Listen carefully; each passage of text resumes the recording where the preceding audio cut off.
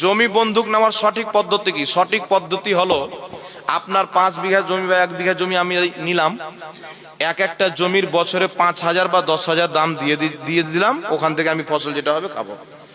কিন্তু যেইভাবে বর্তমানে লাওয়া হয়, 1 লাখ টাকা দিয়ে 1 বিঘা জমি নিয়ে নিল, ও যতদিন পর্যন্ত টাকা না দিতে পারবে ও জমি বেহে খাবে, এটা সম্পূর্ণ নাজেজ এবং হারাম, এক প্রকারের সুদ বললেও চলে। কথা বুঝতে পেরেছেন? তো এইভাবে কেউ করির জমি নেবেন না, যেটাকে বন্ধক বলা হয়। আর একটাকে কি বলা হয়? তো কন্ট্রাক্ট না কি বলা হয়? কন্ট্রাক্ট মনে হয় বলা হয়, রেহান। হ্যাঁ, রেহান খাজনা বলা হয়। আপনার জমি 5 বছর আমি খাবো, 5 বছরের বদলাতে আপনাকে 50,000 দিয়ে দিলাম বা 40,000 দিয়ে দিলাম, আমার 5 বছরে যা হবে আমার 50,000 টাকা আপনার। 5 বছর হয়ে গেল, আপনি জমি নিয়ে এলেন, আর আমি যা ফসল খেয়েছি টাকা ব্যাক নেবে না।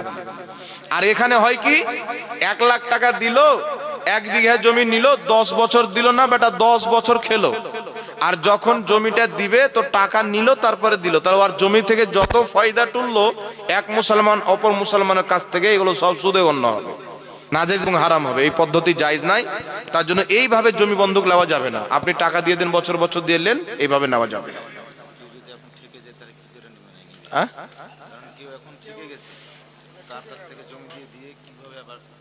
ঠিকে গেছে মানে বুঝতে পারলাম না কথাটা, সহজ বাংলাতে বলো।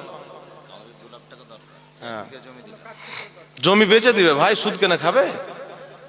আমার 2 লাখ টাকা দরকার, বেটির বিয়ে হবে না, আমার এলাজ হচ্ছে, অপারেশন করতে হবে, টাকা হয় না, তো ওর কন্ট্রাক্টে সুদ কেনে দিবে, ও জমিটা বিক্রি করে দিবে, 1 বিঘা আছে 10 কাঠা বিক্রি করে দিবে, না কি বলেন? 1 লাখ টাকা দিয়ে দিচ্ছে, যদি জমির 10 কাঠা বেচে দেয়, তো আমার মনে হয় আপনাদের দিকে জমি 3-4 লাখ টাকা পেয়ে যাবে, না কি বলেন? 1 লাখ টাকার বেশিও পেয়ে যাবে। তো যেখানে আমার ভাই জায়েজ রাস্তা আছে, ওই জায়গাতে আমি নাজায়েজ রাস্তাতে কেন যাব, না কি বলেন? আল্লাহ তো আমাদের জন্য সুদ হারাম করেছেন। হারাম করেছেন কি করেননি, কথা বলেন? যারা সুদ খায় তাদের কিয়ামতের ময়দানে তাদের পেট হবে বিল্ডিং এর মতো, আর ওই পেটের মতন বিভিন্ন রকমের বড় বড় সাপ, বড় বড় জাহান্নামীর পোকা মাকড় থাকবে, আর ছগল মারবে, আর পেট নিয়ে ছিলবিল করবে, সুদখোরের পেটে। আর এখন যে সুদখোররা সিটিং হয়ে ঘুরে বেড়াচ্ছে না, এত রকমের আযাব হবে, সবচাইতে নিকৃষ্ট আযাব আল্লাহ সুদখোরকে দিবে। কথা বুঝতে পেরেছেন? এই জন্য সুদ থেকে আমাদেরকে বেঁচে থাকতে হবে। মুসলমান আর সুদ, এটা কোনোদিন হতে পারে না। তাই সুদ থেকে বেঁচে থাকবেন। যারা সুদ খায়, যারা শরাব পান করে, এরা কিয়ামতের ময়দানে নবী পাক সাল্লাল্লাহু আলাইহি সাল্লামের হাতে হাউজে কাউসারের পানি পাবে না।